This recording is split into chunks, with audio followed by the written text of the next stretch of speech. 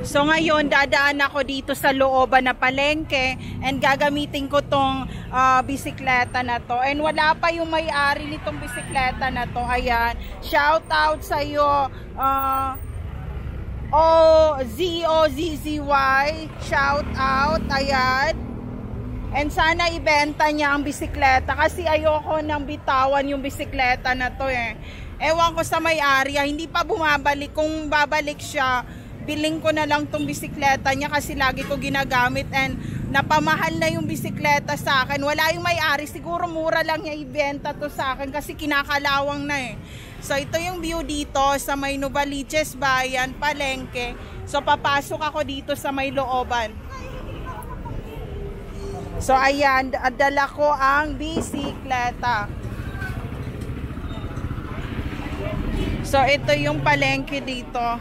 And kung nakikita nyo ako, ginamit ko pala yung helmet ni Hero. Ayan, for protection talaga. Kasi kanina kamunti ka na ako masagasaan ng motor. Talagang may galit ang kalye na nagmumotor sa mga tao na mabagal ang kilos sa lahat ng bagay. So yon, ito yung view dito.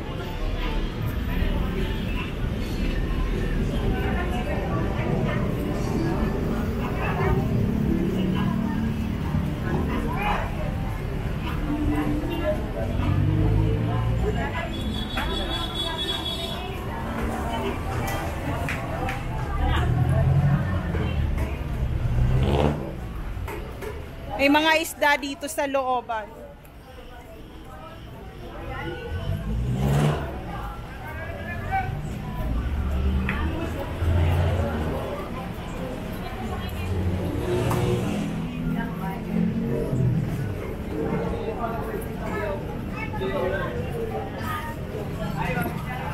$35 one half.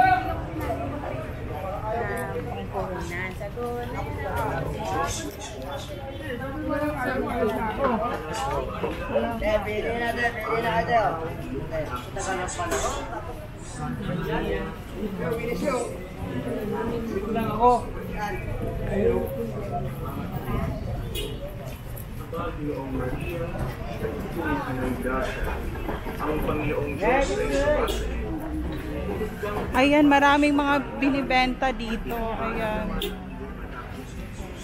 Pero sa kanan lang muna, papunta akong bodega. Tapos tatanong ko kung nandun na yung cargo kasi marami akong gamit doon. Tapos pagkatapos noon, iikot ako dito ulit sa area na to.